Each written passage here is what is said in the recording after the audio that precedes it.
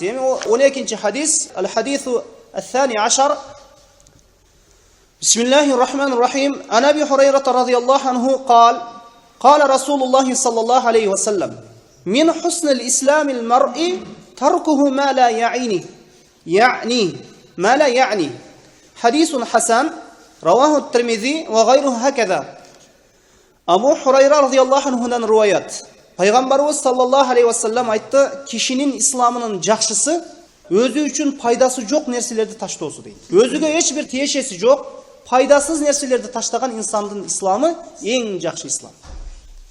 Еми, бұл хадисті Тирмизи жана Ибн Мажа рахимахуллахлар риваят қылған хасан хадис, жана башқалардағы хасан хадис, сахих хадис деп айтышқан. Еми, Абу Хурайра радıyallahu anhu туралы буга чейин сабактарда айтып өткөнбүз.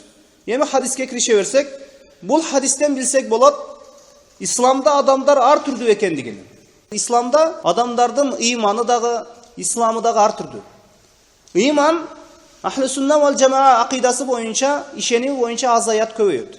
Кебирлер айтат, ыйман азайбайт да көбөйбөйт да. Бул туура эмес. Ыйман азаят көбөйөт. Монда илим мажлистерине келүү менен, илим мажлистерине баруу менен, Куран окуу менен, Аллахка ибадат кылуу менен, 5 вакыт намазды мечитте окуу менен, Аллахка баш ийүү менен ыйман көбөйөт. Ал эми күнөөкөр болуу менен, илим албоо менен, жана мечиттен алыстоо менен инсан баласынын, мусулман кишинин ыйманы азаят. Эми бул даражага исламы жакшылар жетет. Акыретине жана дүйнөсүнө керексиз, пайдасы жок сөздөр менен иштерди таштайт. Мына ушундай инсандардын исламы эң жакшы. Буга арам нерселер да, күнөө нерселер да кирет. Мына ушундай арам нерселерди дагы, күмөндүү иштерди да таштайт. Жана ошондой эле көп маанисиз сөздөрдү сүйлөөдөн, көздү сактоодон, мына ушундай иштерден да тыйылат. Эми арам нерселерден алыс болуу, арам нерселерди таштоо бул жакшы амалдардан экен. Эми арам нерселерди таштоо бул ыймандын белгиси. Ыймандын белгиси. Кайсы бир адамдын мешитке басып келгени, илим алганы, Куран окуганы бул ыймандын белгиси. Эми мына ушул күмөндүү нерселерди Аллахка жакындоо үчүн таштаган болсо, бул ибадат болот. Бул хадис далалат кылат мына ушул нерсеге. Намаз, орозо, ажылык, ата-энесине жакшылык кылуу момун үчүн маанилүү иштер. Мына ушундай нерселер менен алектенүү. Эми арам нерселерди момунга эч бир пайдасы жок. Таркуху ма ла я'ни, пайдасы жок нерселерди таштоосу. Бул хадистин мааниси өтө терең. Абу Дауд рахимахулла сүннөттүн негизи 4 хадиске кайтат деген экен. Ошол хадистин бири мына ушул бүгүн окуп жаткан хадисибиз. Мына ушул 12-чи хадис. Ибн Хайсами рахимахулла, Абу Дауд рахимахулла айткан бул хадис 4 хадистин бири болсо, акыйкатта карай турган болсок дейт, бул хадис диндин баарысын өз ичине алган дейт. Анткени хадис киши өзүнө пайдасыз болгон нерселерди таштоосу исламынын жакшылыгынан дейт. Söz bolsun, amal bolsun, özüne hiç bir tiyişesi yok nerselerde taştaydı. Söz bolsun, amal bolsun, hiç bir özüne tiyişesi yok sözlerde taştaydı. Bu hadis adep babında öte kerekli bolgan hadislerinin biri. Dünyoluk nerse bolsun, ahiretlik nerse bolsun, paydası yok nerselerde taştaydı özüne. Eğer paydası bolsa al. Eğer dünyona jana ahiretine payda bolsa, kaysı bir amaldın, kaysı bir sözdün anı al deydi.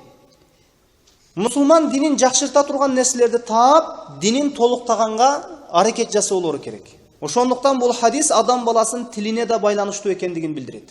Анткени биздин көптөгөн ката кемчилдиктерибиз мына ушул тилден кетет.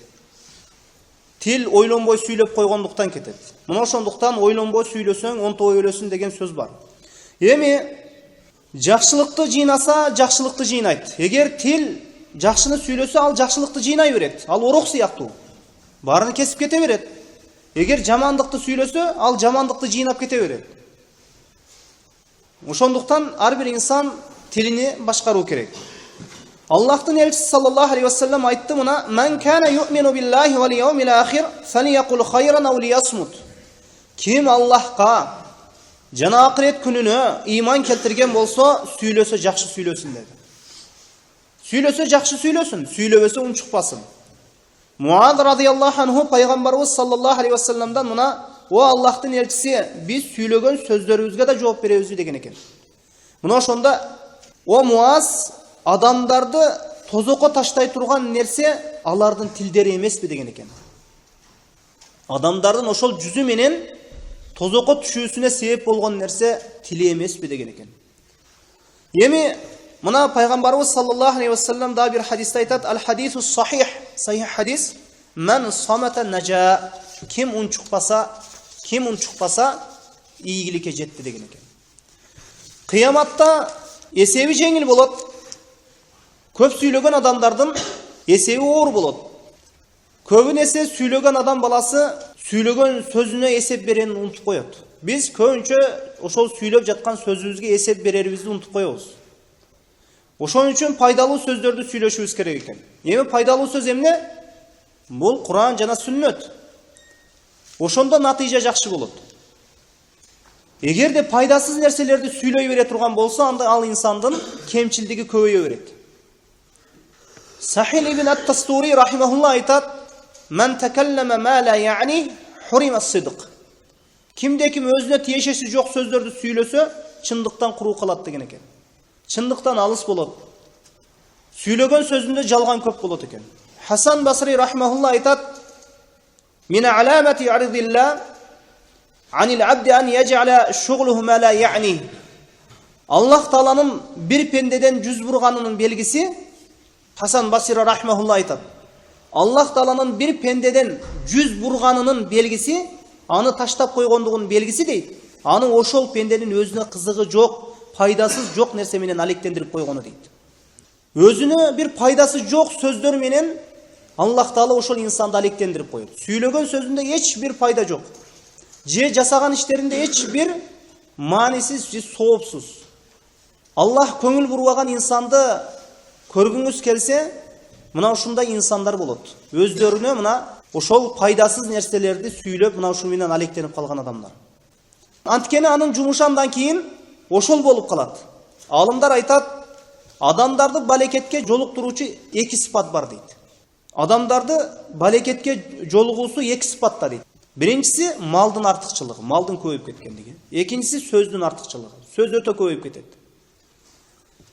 Ошондуктан ар бир сөздүн бир чеги, чечими болуш керек. Ошондуктан пенденин исламдын толуктугу өзүнө тиешеси жок сөздөрдү сүйлөбөш керек. Мына ошондуктан пайдасыз суроолорду токтотуу керек. Жана ошондой эле болбогон бир пайдасыз маселелерди козгобоо керек. Алымдар айтат: ким өзү менен өзү алектенсе, адамдар аны менен иши болбой калат дейт. Мына бир инсан дүйнөдөн өткөн болсо, бул жакшы инсан эле дейт адамдар. Бул эч кимдин артынан сүйлөбөйт эле, эч бир адамдын артынан гыйбат кылбайт эле. Бул бирөөнүн артынан сүйлөбөй турган адам эле, бул жакшы инсан эле дейт. Ошол инсан баласы, бул адам баласы жердеги Аллахтын күбөлөрү. Бул инсан жакшы инсан болчу, көп сүйлөбөйт эле, бирөөнү гыйбат кылбайт эле, бир адамдын артынан сүйлөбөйт эле, ушундай жакшы адам болчу дейт. Эми алымдар айтат: ким өзү менен өзү алектенсе, адамдар аны менен иши болбой калат дейт. Башканын артынан сүйлөбөйт. Ошондуктан өзүнүн тилин сактоосу, ошол амалдарда да өзүнө тиешелүү иштерди жасаса, өз напсинде рахаттанат ошол инсан. Тынчтыкты табат, аброюну сактап калат дейт. Бир киши Араби деген ошол чөлдө жашаган, шаардан алыс жашаган адам, бедуин. Мына ушул киши айтат: мен напсим тынч таба турган нерсени издедим дейт. Издеп карасам, ал өзүмө пайдасы жок, тиешеси жок нерселерди таштоо экен деген экен. Ошону менен бирге бул инсан убакытты сактайт. Ошол убактыны жакшылыкта сарптайт. Унчукпоо өтө бир жакшылык. Анан болгон пайдасыз иштер менен алектене турган болсо, ага адамдар тарабынан ар кандай жаман сөздөр айтыла баштайт. Имам Ахмад рахимахулла айтат: илимдүүнүн билбеймин деп айткан сөзү, илимдүү бир инсандын, илимдүү алымдын билбеймин деп айткан сөзү бир аскердин согушта согушуп жаткан калканы дейт. Билбеймин деген сөз бул алым үчүн бир калкан сыяктуу. Билим ээси качан мен билбедим деген нерсени унутуп кое турган болсо, аскер калканы менен тосун унутуп койгону сыяктуу дейт. Эгер аскер калканы менен тосун унутуп койсо, анда аскердин башына келип кылыч тиет. Мына ошондуктан билбеймин деген сөз бул алым үчүн бир калкан сыяктуу дейт. Бул эми илимдүү, билимдүү адамды айтып жатат. Bilimsiz adam endi özüne bir tiyişesi yok, paydası yok bir sözlerde süylöydөн alыс bolsun. Har kimden işine kirişip tantıyı verse abur oyun tөгүп алат экен. Araplardan biri aytat, o adam balası, tilingdi sakta deydi. Seni çağıp alбасын bul tiling. Tiling жыламык o deydi. Özünün tili себептүү ölüp ketken kabırda kança ölüktөр бар deydi. Ушул til себептүү мына ушул kabırga түшкөн kança ölüktөр бар deydi. Kança батырлар ушул тилинен bir ката кемчилдик кетирип коюунан коркот дейт. Мына ушул батырлардын өлүмүнө себеп болгон нерсе алардын тили экен. Мына тил тууралуу алымдар китеп жазышкан. Эми унчукпа деселе, тынч туруу десе өзүнө пайдалуу нерсени таштап коюу деген эмес. Өзүңө пайдалуу болгон нерсени ал. Мисалы бирөө шариятка каршы bir амал жасап турса, же bir ширк жасап турса, ага Аллахтан корк, иттакилла, Аллах Тааладан корк деп айтуу керек. Бул маселеде учукпай турган болбойт. Bir арам нерсени көргөндө, же bir арам, bir туура эмес ишти көргөндө, ага унчукпай туруу болбойт. Анан эгер ошол жаман иштен кайтарсаңыз айтат, мен үчүн сен неме тозокто менен бирге күйөсүңбү дейт. Же менин кабырыма сен бирге түшөсүңбү дейт. Сен эмне ишиң бар? Түз эле басып кете бербейсиң. Менен эмне ишиң бар дейт. Пайгамбарыбыз саллаллаху алейхи вассалам кишинин өзүнүн исламына тиешеси жок нерселерди таштаса, bir тараптан башка bir тарап динине тиешелүү пайдалуу нерселерди ал деп буйрган. Динине тиешеси жок нерселерди ташта деп буйрду, башка bir тараптан диниңе тиешелүү пайдалуу болгон нерсени ал деди. Анткени биздин үммөт, мына пайгамбарыбыз саллаллаху алейхи вассалам үммөтү кунтум хайра умматун ухриджат лин-наси та'муруна бил-ма'руф ва танхауна анил-мункар. О мусулмандар, силер ааламдагы бардык адамдар үчүн чыгарылган жакшы үммөт болдуңар дейт. Адамдарды жакшылыкка буйруп, жамандыктан кайтарасыңар дейт. Жакшылык бул Аллахтын шарияты. Таухид, ширктен кайтаруу. Аллах арам кылган нерселерди адамдарга баяндоо, Аллах адал кылган нерселерди адамдарга баяндоо. Адамдарды жакшылыкка чакыруу бул жакшылык. Эми ошондуктан bir күнөөнү көргөндө унчукпай коюу бул туура эмес. Мына bir хадис келет. Ва фи хадис Худайфа радhiyallahu anhu анна набий саллаллаху алейхи вассалам قال: "Валлади нафси биядихи латамурунна билма'руф ва латанхаунна анил мункар. Ау ла яши канна Аллаху ан яб'аth алейкум иқабан минху thumma тад'унаху фала юстажабу лакум." Раваху Тирмизи. Худайфа радhiyallahu anhu айтат: Пайгамбарыбыз саллаллаху алейхи вассалам айтты дейт. Менин жаным Аллахтын колунда болгон мына ушул затка ант. Силер сөзсүз жакшылыкка буйрасыңар, жамандыктан кайтарасыңар дейт. Эгер бул ишти жасабасаңар дейт, мына ушул жакшылыкка чакыруу, жамандыктан кайтаруу деген нерсени жасабасаңар, Аллах силердин үстүңөргө бале жиберет дейт. Бул бале келгенден кийин дуа кыласыңар дейт. Анда дуаңарга жооп болбойт дейт. Бирөөнүн жамандыгы башка бирөөгө зыян болбогондо айтсаң болот эле, сенин эмне ишиң бар, сенин мени менен бирге тозокто күйөсүңбү деген сөздү эгер ар ким өзүнө жооп берүү болгондо анда айтса болот эле, бирок андай эмес. Ансыз деле ал өзүнө жооп берет эртең кыямат күнү. Бирок андай эмес экен. Анын күнөөсү башка адамдарга да тийиши мүмкүн. Bir insan başka bir köçödө bir күнөө жасап жатса, кийинки көчөдөгү адамдарга да ошонун жасап жаткан күнөөсү тиет эгер аны кайтарышпаса, же эскертишпесе. Мисалы үчүн bir айылда, мисалы үчүн башка bir жаман иштер жасалып жатса, ошол айыл мисалы үчүн ошол шаар жакшылыкка буйруу, жамандыктан кайтаруу, мына ушул нерсе токтоп кала турган болсо, бузукулук жайылат ал жерде. Бузукулук жайылынын натыйжасында анан Аллах Таала аларга бале жиберет. Анан ал жерде жакшылар да болот, жамандар да болот. Келген бале жакшысында, жаманында кыркып кетет, кесип кетет. Баарын тегиз алып кетет. Мына ошондуктан жамандыктан кайтаруу жана жакшылыкка буйруу деген бул динибиздин негиздеринин бири болуп саналат. Эгер бул таштала турган болсо, мунун акыр акыбети жамандык ошол бале келүү менен бүтөт.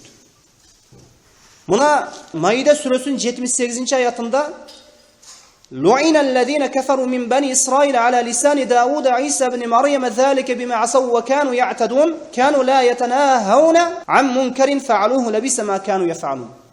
Бул аяттын маанисин айта турган болсок, ошол мурдагы урпактардын, мурдагы элдердин башына келген бале дейт.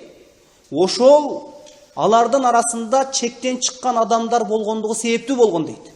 ошолорду ла ятанахауна, аларды кайтарбагандыгы үчүн дейт. Ошол коомдо чектен чыккан адамдар, күнөөкөр инсандар болгон, башка бир топтогу адамдар ошолорду кайтарган эмес ошону. Мына ошондуктан бир күнөөнү жасап жатса, сөзсүз колдон келишинче ал таштабаса дагы, жалмашып тилей болуп калса дагы, алга бир эскертүү жасап койгонубуз өтө жакшы, сүннөткө ылайык. Мына حديث أبي هريرة رضي الله عنه قال قال رسول الله صلى الله عليه وسلم إذا أحسن أحدكم إسلامه فكل حسنة بعملها تكتب له بعشر أمثالها إلى 700 ضعف وكل سيئة يعملها تكتب له بمثلها. Абу Хурайра радиаллаху анхудан риwayat, Аллахтын элчиси саллаллаху алейхи ва саллям айтат: силердин бирөөңөрдүн исламын туураласа, жакшыласа, анын ар бир иштеген ишине 10 жакшылыкта мына 700гө чейин мына кошулуп берилет дейт.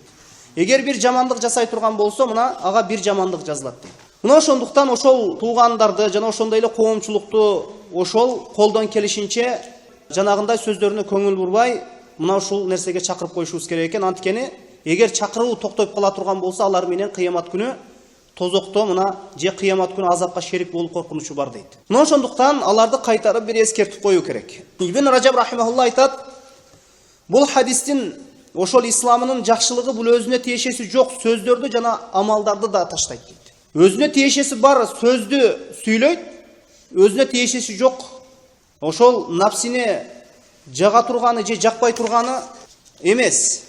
Бул албетте тараза эмес, ошол напсине жага турган же жакпай турганы ал нерсе шарият, ислам өкүмү менен билинет. Шарият мына ушул нерсени адал десе адал, арам десе арам. Мына ошондуктан мусулман киши жанагы өзүнө тиешеси жок жаман иштерди жана ошондой эле жаман сөздөрдү таштоосу керек. Жана пайдалуу нерсени алуу керек. Кайсы бир нерсе исламда болсо, сага тиешеси бар. Ислам буйруган нерсени ошол сага тиешеси бар, ислам буйрубаган нерсени сага тиешеси жок. Мына ошондуктан Ибн Раджаб рахимахулла бул хадиске көрө айтат: бир адамдын исламдын жакшы болууну кааласа, анда өзүнө тиешеси жок сөздөр менен иштерди таштасын дейт. Эми мына дагы бир жакшы бир хадистин бири: ал-муслим ман салима ал-муслимина мин лисаниhi ва ядиhi. Мусулман ким десе, андан ошол мусулмандын тилинен жана колунан бирөө зыян көрбөгөн, аманда болгон мына ушул мусулман экен.